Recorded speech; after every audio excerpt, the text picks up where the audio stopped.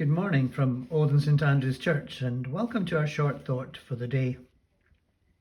Great expectations.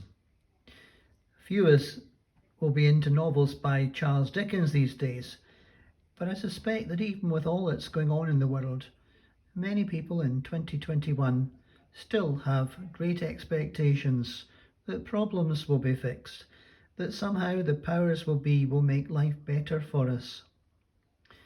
I'm not saying that deep down we really believe that, but we'd like to think that it was true, and that perhaps hope against hope, it might just come about. Well, 2,000 years ago, many in Jerusalem had high hopes that Jesus was going to sort things out for them. He'd gathered quite a following. Crowds of ordinary people milled around him wherever he went. No social media, no broadcasts, no internet, of course, but by the standard of his day, he was an A-list celebrity. Yet he cared little for fame and even less for fortune. He was happy as long as he was able to encourage people to think a bit more about God and look to him and his love as the way to a better life, to live as God intended, free from condemnation. The trouble was that the crowd expected him to use force, to lead an uprising against the authorities and kick out the Romans. Jesus rode into Jerusalem not on a mighty war horse, but on a humble donkey, fulfilling prophecy, signalling a king. Yes, but a king coming in peace, not in war. People's expectations were to be dashed.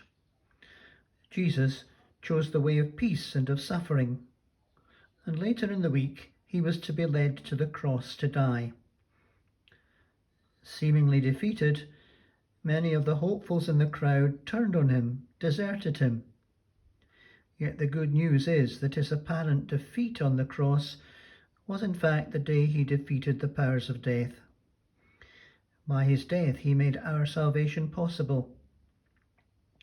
Not what people expected, but the greatest deed in human history. It's good that there is still some hope around.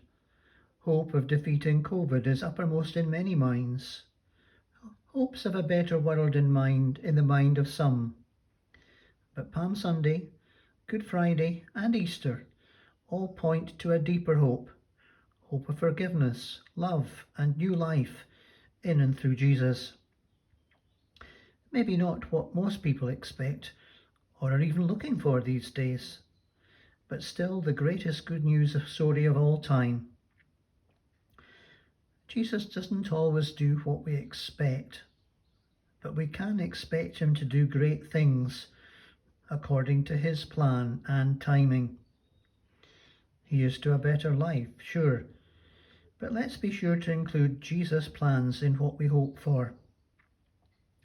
Thank you for joining us. May the Lord bless you. Amen.